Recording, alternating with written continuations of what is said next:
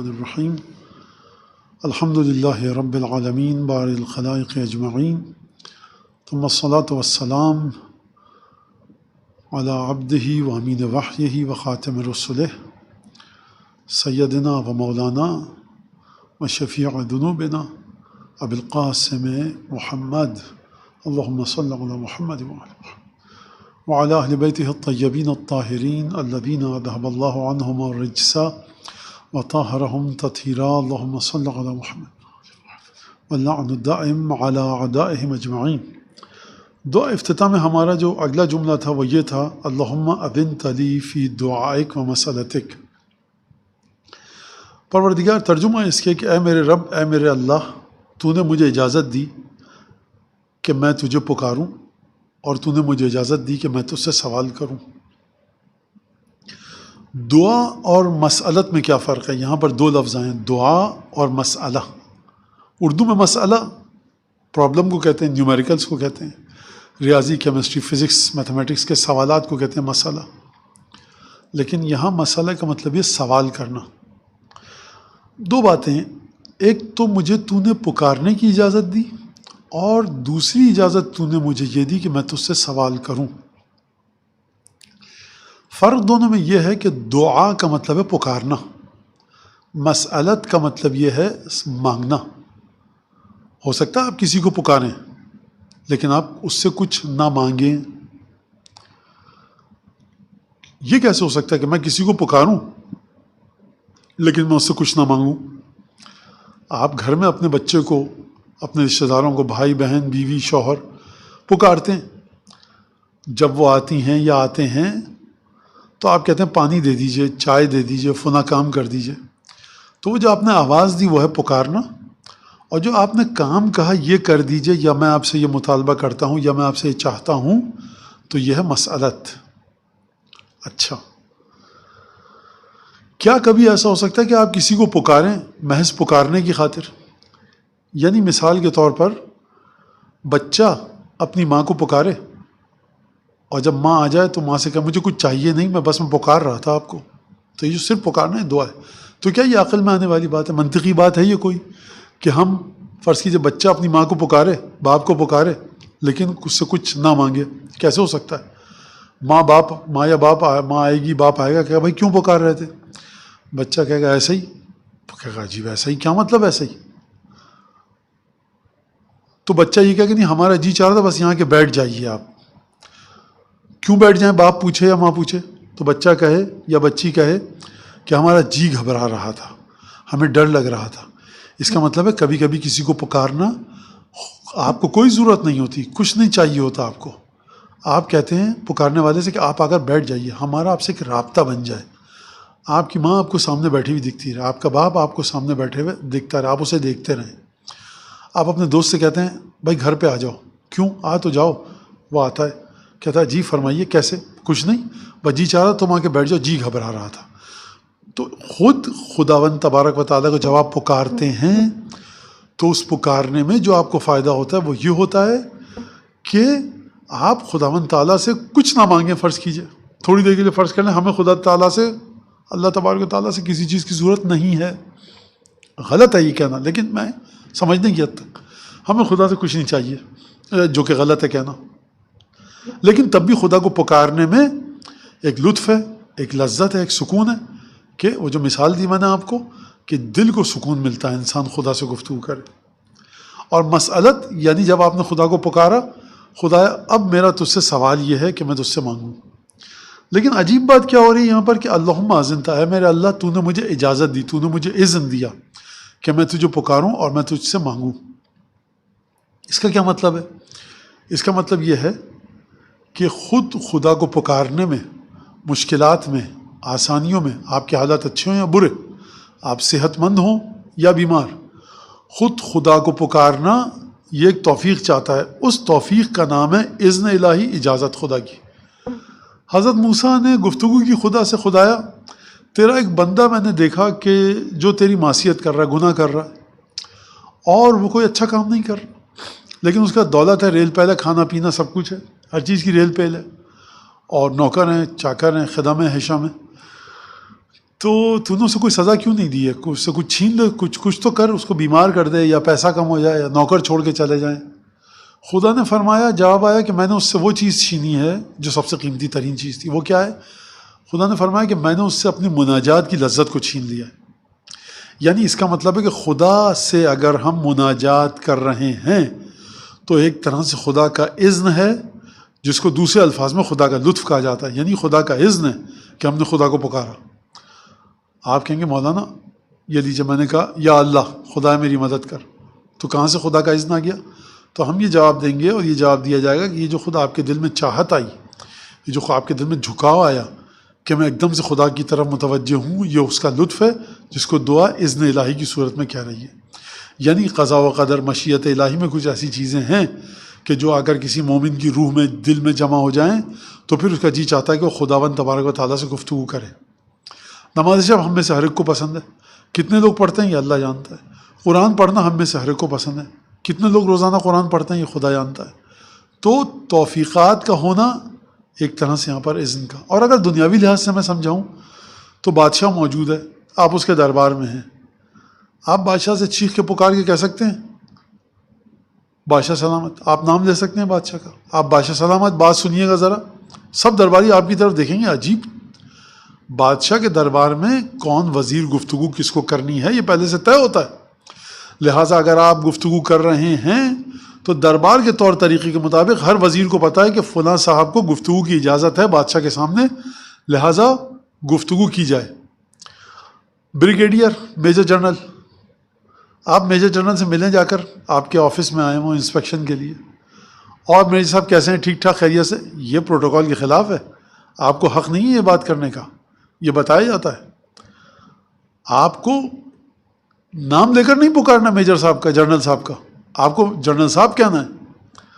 جتنی بات کرنے کی بات طے ہوئی ہے پہلے پروٹوکول مینیجر نے کہا اتنی بات کریں گے۔ تو خداوند تبارک و تعالیٰ کہہ رہا ہے میرے جس نام سے پکارو تم، مجھے تم پکارو۔ سرکاری خلاف ادب اور آداب ہے، لیکن خداوند تبارک و تعالیٰ اپنے بندوں سے محبت کرتا ہے، کہہ رہا ہے مجھے پکارو، کسی بھی نام کو لے کر میرے پکارو، میں تمہاری بات سنتا ہوں۔ لہٰذا خدا نے اجازت دی ہے، اذن دیا ہے مجھے۔ بادشاہ دربار میں اذن دیتا ہے، اس کے کچھ طور طریقے ہیں، خدا اجازت دے رہا ہے مجھے، لہٰذا خدا کی نے اجازت دی ہے۔ کیوں اجازت دی ہے؟ پہلی بات تو یہ کہ طور طریقوں میں قرآن میں جو آپ کو پتہ ہے آیت ہے، خدا نے انسانوں کو مخاطب کیا ایک جگہ انبیاء کو، کہ کلوا الطیبات یا کلوا من الطیبات واعملوا صالحا، نیک پاکیزہ، پاک و پاکیزہ حلال چیزیں کھاؤ اور عمل نیک کرو۔ مفسرین نے کہا ہے کہ عمل نیک عمل، اچھے عمل کا تعلق ہے کوئی حلال طیب و طاہر غذا کھانے سے، جبھی پروردگار عالم یہاں پر دونوں کو جوڑ رہا ہے، وَاعْمَلُوا صَالِحًا، نیک عمل کرو۔ لہٰذا خدا نے قضاء و قدر جو اپنی رکھی ہے، جس طرح سے تمام اسباب و عوامل، کاز اینڈ فیکٹس، وجوہات، اسباب کہ جن کو انجام دے کر آپ خود بخود دعاؤں کی طرف جائیں، تو یہ جو خود بخود جا رہے ہیں، خود بخود نہیں جا رہے، آپ خود بخود آپ نہیں جا سکتے جب تک کہ خدا کے کسی سسٹم میں آپ جا کر اٹیچ نہ ہوں۔ کس سسٹم سے آپ اٹیچ ہوئے؟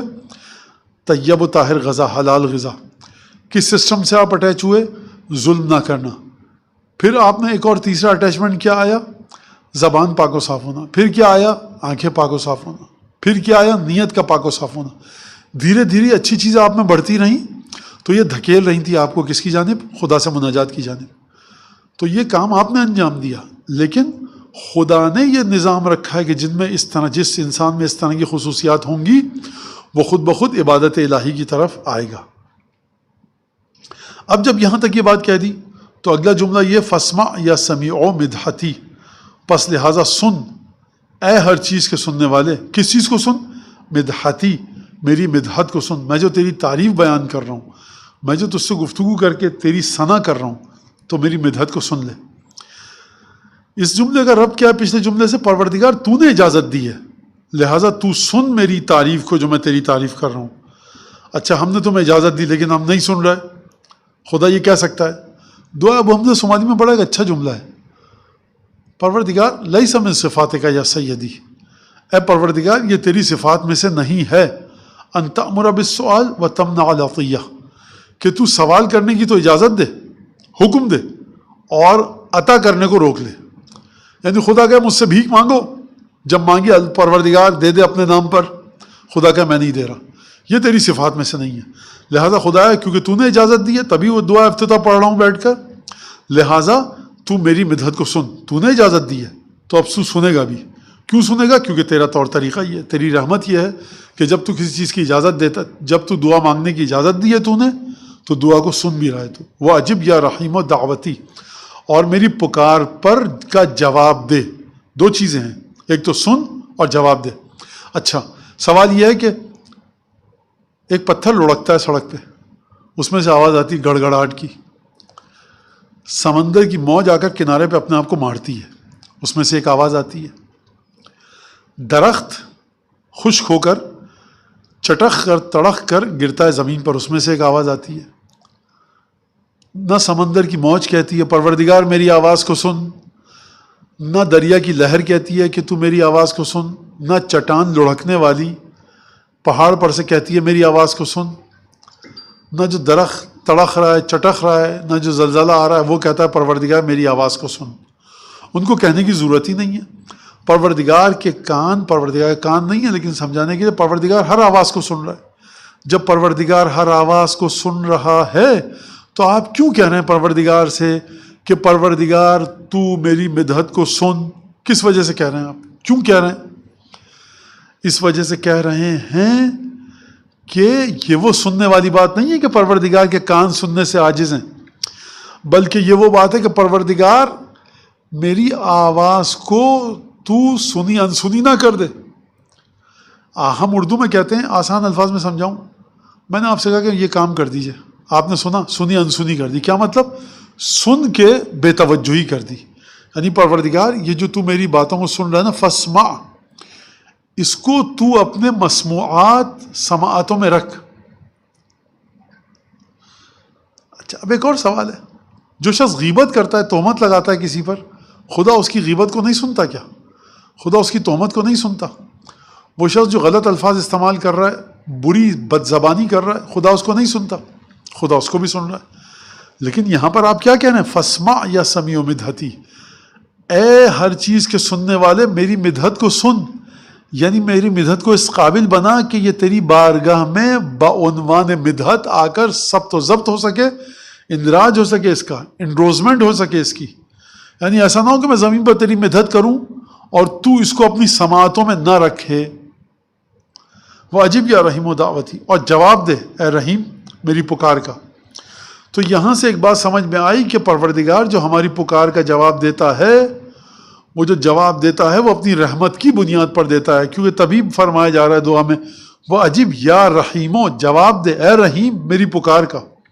یعنی جو پروردگار ہماری پکار کا جواب دیتا ہے وہ اپنی رحمت کی بنیاد پر دیتا ہے، محتاج نہیں ہے وہ عبادت کا ہماری، بلکہ اس کی رحمت کا تقاضا ہے۔ وَعَقِلْ یا غفور و عثرتی، اور اے گناہوں کے معاف کرنے والے، میری جو لڑکھڑاہٹ ہے اس کا اقالہ فرما۔ اقالہ کسے کہتے ہیں؟ اقالہ کہتے ہیں کہ آپ نے جا کر 100 روپے دیے اور 100 روپے کا آٹا خریدا یا چاول خریدے، چاول لے کے گھر آیا آپ نے کہا چاول نہیں چاہیے، آپ کا ارادہ تبدیل ہو گیا۔ اب جب آپ جائیں گے دوبارہ، آپ کہتے ہیں بھیا چاول آپ واپس لیجئے، ہم کو نہیں چاہیے چاول، اور ہم کو ہمارے پیسے دے دیجئے۔ کیا مطلب؟ وہ جو 100 روپے کا نوٹ آپ کی جیب سے نکلا تھا دوبارہ آپ کی جیب میں آ جائے، اور جو چاول آپ کے پاس ہیں وہ دوبارہ دکاندار کی ملکیت میں چلا جائے۔ یعنی اس خرید و فروخت سے، اس بائنگ اور سیلنگ سے پہلے جو واقعہ تھا وہ کیا تھا؟ آپ کے پیسے آپ کی جیب میں تھے، چاول والے کے پاس تھے۔ تو اس خرید و فروخت سے پہلے چاول اپنی جگہ پر پہنچ جائے جیسا تھا، اور پیسہ آپ کے پاس آ جائے، یعنی کالعدم ہو جائے۔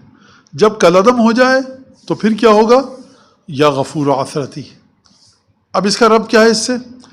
عقل، پروردگار اقالہ فرما۔ اقالہ کا معنی تو آپ کی سمجھ میں آ گیا، اقالہ فرما کس چیز کو؟ یا غفور، اے ہر گناہ کے معاف کرنے والے۔ کیا مطلب ہر گناہ کے معاف کرنے والے؟ یعنی خداوند تبارک و تعالیٰ سے اگر کوئی مانگنا چاہے، جو طور طریقے خدا نے رکھے ہیں، خدا ہر گناہ کو معاف کر دے گا۔ کوئی گناہ خدا کی رحمت سے بڑھ کر نہیں ہے۔ لہٰذا اقالہ فرما اے پروردگار تو بہت غفور ہے، آثرتی میری لڑکھڑاہٹ کا. لڑکھڑاہٹ سے مطلب کیا؟ لغزش سے. یعنی ہم جو گناہ کرتے ہیں، خطائیں کرتے ہیں، وہ ہمارے کردار کی لغزشیں ہیں، ہمارے کردار کی لڑکھڑاہٹ ہے. تو لڑکھڑاہٹ سے پہلے ایک لڑکھڑاہٹ کیا ہے؟ ہماری نماز نہ پڑھنا. ایک لڑکھڑاہٹ کیا ہے؟ زبان کی جھوٹ اور غیبت. آنکھوں کی لغزش اور لڑکھڑاہٹ کیا ہے؟ کہ انسان وہ چیز دیکھ لے جو دیکھنے کا حکم نہیں ہے. یہ تمام چیزیں ہیں لڑکھڑاہٹیں. تو پروردگار میں نے جو کل نماز قضا کی، آج نماز قضا کی نہیں پڑھی، تو یہ میرے کردار کی ایک لغزش تھی. اس لغزش سے پہلے جو میں تیری بارگاہ میں تھا نا، وہ کس طرح کا تھا کہ تو نے میرے نامہ عمل میں آج کی نماز کی قضا نہیں لکھی تھی، لہٰذا میں گناہ گار نہیں تھا. لہٰذا اقالہ کر، اس کو قلم کر دے. جو تو نے میری لڑکھڑاہٹ کو لکھا ہے اس کو ختم کر دے. جو چیز جہاں پر تھی وہ وہاں چلی جائے، اور گناہ میرے نامہ عمل سے اس طرح سے پاک و صاف ہو، اس کا کوئی نشان نہ رہے. بالکل جس طرح سے 100 کا نوٹ نکل کر آپ کی جیب سے، دکاندار کی جیب سے آپ کے پاس آ جاتا ہے. آپ کے پاس جو چاول تھا وہ دکاندار کے پاس چلا جاتا ہے. نہ آپ کے پاس چاول کا کوئی نام و نشان رہتا ہے، نہ اس کے پاس پیسے کا. سب چیزیں اپنی پرانی جگہ پر آ گئیں. اسی طرح سے میری لڑکھڑاہٹ کو پروردگار تو درگزر فرما. اب اگلا جملہ کیا ہے؟ فکم یا الہی من قربت قد فرجتہا. پروردگار کتنے ہی غم اور حزن ایسے تھے کہ جس کو تو نے ختم کیا، آسانیاں عطا کی اس کے بدلے میں. وہ ہموم، کتنی گھبراہٹیں ایسی تھیں کہ جو گھبراہٹوں کے بادل تھے تو نے اس کو ہٹا دیا. ابر چھایا ہوا تھا، گھٹا چھائی ہوئی تھی، تو نے اس گھٹا کو ہٹا دیا. گویا کہ کشفتہا، اور سورج کی روشنی دکھنے لگی، سکون ملا دل کو. وعثرۃ قد عقلتہا، دوبارہ وہی چیز آ رہی ہے. اقالہ کیا تو نے، کس کو اقالہ کیا؟ عثرۃ، کتنی ہی میری لڑکھڑاہٹیں ایسی تھیں کہ جن کو تو نے اقالہ کیا. ابھی تھوڑی دیر پہلے اقالہ کا معنی گزرا. ورحمۃ قد نشرتہا، اور کتنی رحمتیں ایسی تھیں کہ جس کو تو نے پھیلایا میرے اوپر. وحلقۃ بلاء، اور بلاؤں کے کتنے ہی حلقے تھے، بلاؤں کی کتنی ہی لڑیاں اور کڑیاں تھیں، طوق تھے، ہتھ کڑیاں تھیں کہ جس کو تو نے توڑ دیا. یہاں پر توجہ کیجیے، کم کا لفظ آیا. کم کا لفظ کب آتا ہے عربی میں؟ کم من، یہ دعائے کمیل میں بھی ہے. الہی کم من قربت، کتنی ہی قربتیں ایسی تھیں، کتنی ہی گھبراہٹ ایسی تھی. ہم دیکھتے ہیں کہ 1 2 10 5 6، لیکن یہاں پر ان گنت ہیں، ہم گن نہیں سکتے کہ خداوند تبارک و تعالیٰ نے ان تمام چیزوں کو ختم کیا. اب یہاں پر ہر جملے کا ایک معنی ہے، اور اس میں یقیناً تفصیلی بحث ہے بہت. دیکھیے، گھبراہٹ دل میں میرے کیوں ہے؟ وہ کام ہو جائے. ہو سکتا ہے وہ کام نہ ہو، لیکن میری گھبراہٹ دل کی چلی آتی ہے، سکون آ جاتا ہے، توکل. یہ خدا نے کیا. اور کبھی خدا گھبراہٹ کو کیسے دور کرتا ہے؟ آپ کو گھبراہٹ تھی کہ جاب ملے گی نہیں ملے گی، آپ نے CV بھیجا، خط آ گیا، فون کال آ گئی کہ آپ جاب پہ آ جائیے.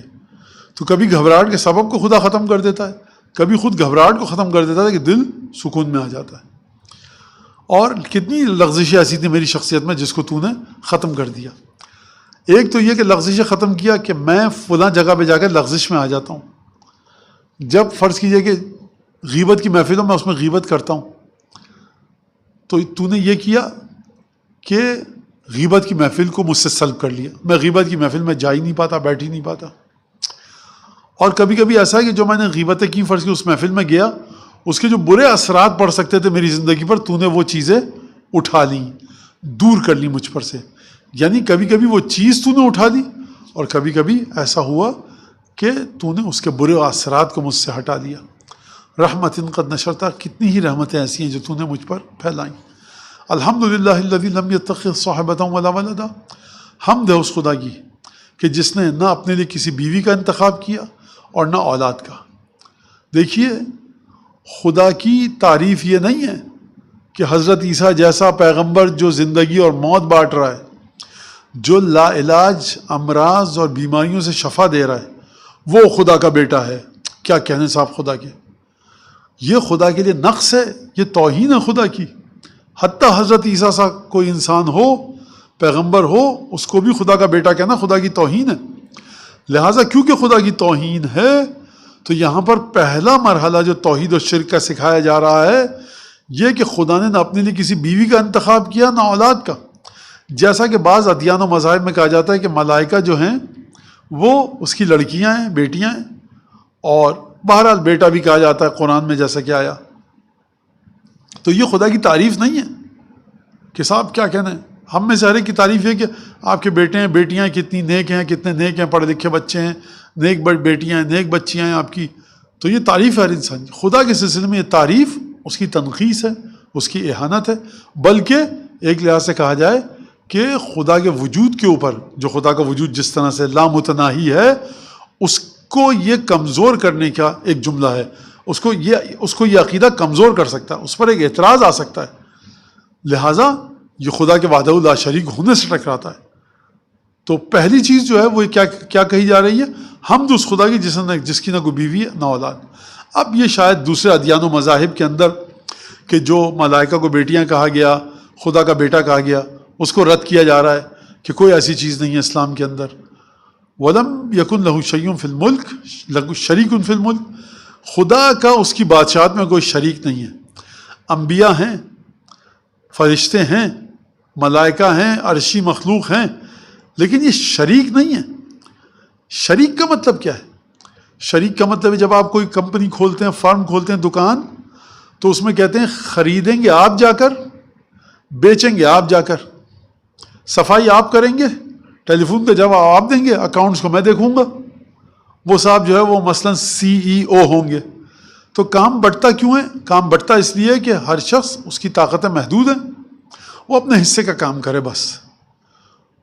تو ہر جگہ پر یہ ہوتا ہے۔ تو کیونکہ خدا اپنے بہت سے کام ملائکہ سے کرواتا ہے، لہٰذا انسانی ذہن میں یہ توہم آ سکتا تھا، یہ وہم اور یہ خیال آ سکتا تھا کہ خدا کے بھی شریک ہیں اور وہ ہیں اس کے ملائکہ۔ تو دعا فرما رہی ہے ملائکہ اس کے کار رسالت میں، معذرت، کار ربوبیت میں ملائکہ خدا کے شریک نہیں ہیں، بلکہ یہ خدا کے عبد ہیں، خدا کے بندے ہیں۔ تو یہ توحید کا عقیدہ بتایا جا رہا ہے۔ دیکھیے، کیونکہ یہاں پر ثابت نہیں کرنا مجھے، تو میں آپ کو بتا رہا ہوں کہ یہ دعا بیان فرما رہی ہے، ثابت یہ پہلے ہو چکا ہے۔ وَلَمْ يَكُنْ لَهُ وَلِيٌّ مِّنَ الذُّلِّ وَكَبِّرْهُ تَكْبِيرًا، ذلت، حقارت، عاجزی اور بے دست و پا ہونے کی وجہ سے نعوذ باللہ خداوند تبارک و تعالیٰ نے اپنے لیے ولی کو نہیں چنا ہے۔ اگر انبیاء کو چنا ہے، اگر 12 اماموں کو چنا ہے، اس وجہ سے نہیں کہ پروردگار عالم ذل ہے اس کی ذات میں، یعنی کیا مطلب کچھ کام وہ کر سکتا تھا، کچھ کام نہیں کر سکتا تھا، اس کی طاقت سے باہر تھے، تو اس نے ولی کو، اولیاء الہی کو، ائمہ کو چنا۔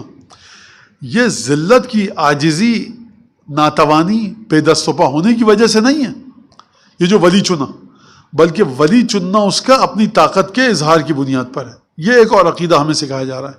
وَكَبِّرْهُ تَكْبِيرًا، اور خدا کی بڑائی کا اعلان کرو ایک خاص طرح سے، تکبیرہ۔ یہاں تک یہ جملہ ختم ہو گیا۔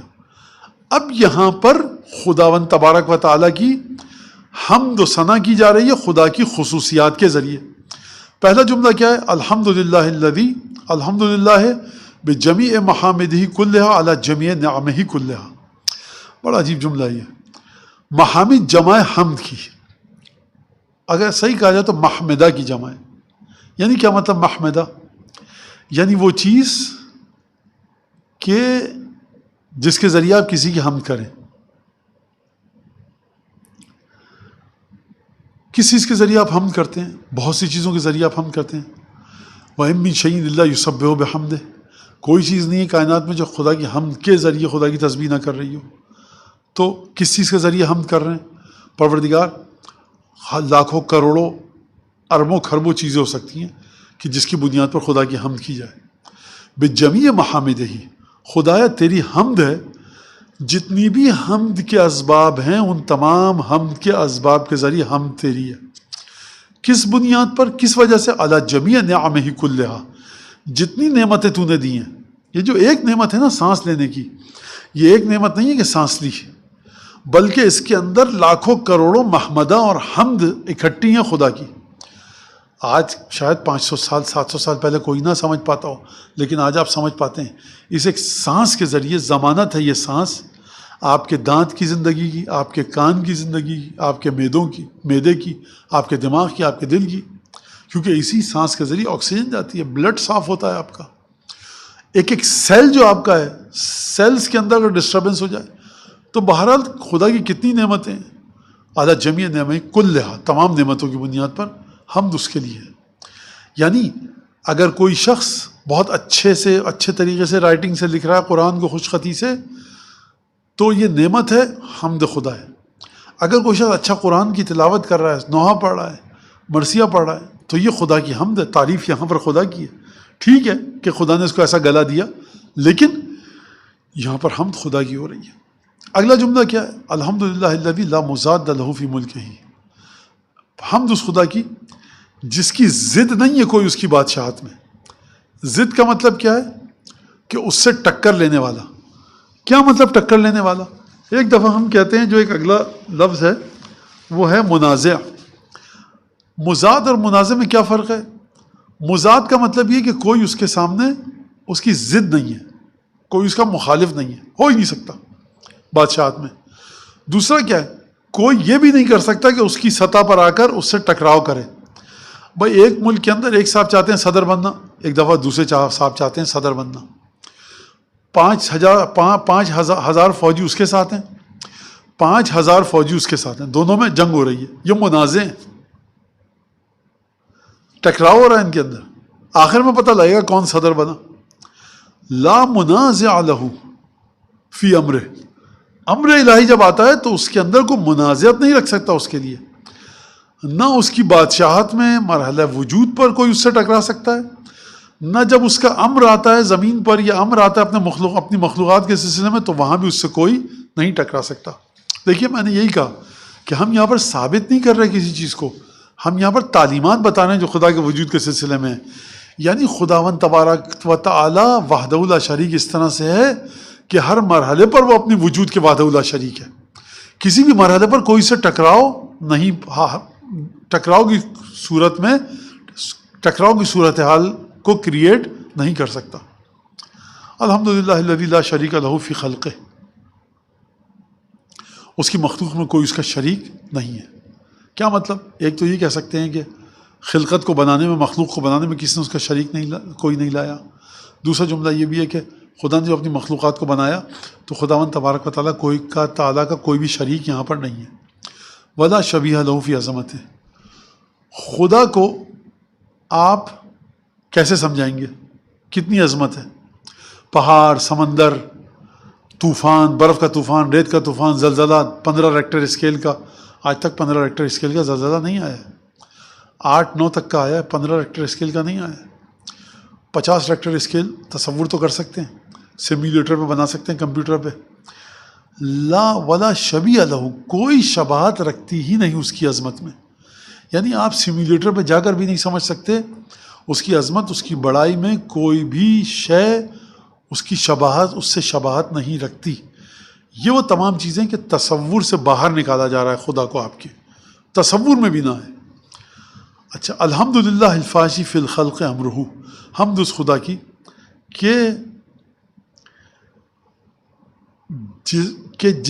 جس خدا کی مخلوقات میں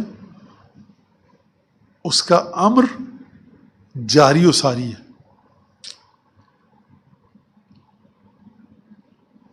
کیا مطلب اس کا؟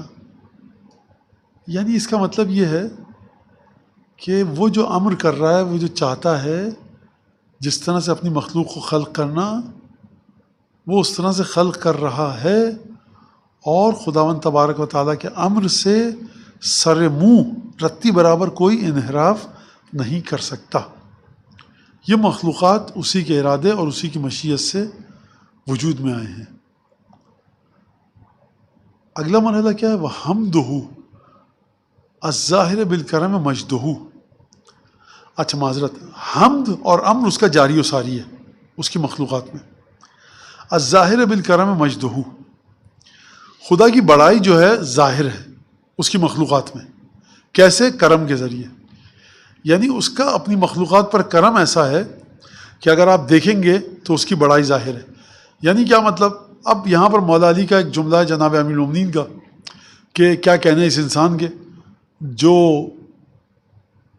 ہڈی کے ذریعے سنتا ہے، گوشت کے ذریعے بولتا ہے اور سوراخ کے ذریعے سانس لیتا ہے. مطلب خدا کہہ رہا ہے کہ تمہیں سننا ہے. انسان نے ڈیوائس بنائے کتنی محنت کے بعد سننے والے. خدا نے ہڈی کو ٹیڑھا میڑھا کر کے اس میں وائبریشن جاتی ہے. آپ کو یہ اندازہ ہے کہ یہ آواز بلی کی ہے, یہ آواز طوطے کی ہے, حالانکہ اس سے پہلے آپ نے کبھی نہیں سنا ہوتا دنیا میں آنے سے پہلے, اور کبھی بھی آپ کو آواز مکس نہیں ہوتی, مگر یہ کہ آواز خود ایک سی ہو. اگر آپ کی آواز آپ کے بھائی سے ملتی ہے تو میں گڑبڑ کر جاؤں گا, غلطی کر جاؤں گا, کہ میں کہوں گا میں سمجھا آپ کے بھائی ہیں, آپ ہیں, اچھا. لیکن یہ آپ کی آواز ملتی ہے آپ کے بھائی سے, میرے کان غلطی نہیں کرتے, مگر یہ کہ جب کان میں ڈیفیکٹ ہو جائے کوئی, تو بڑائی پروردگار کی ظاہر ہے کس کے ذریعے؟ کرم کے ذریعے. اس نے کرم کیا اپنے مخلوقات پہ. کیا کرم کیا ہے؟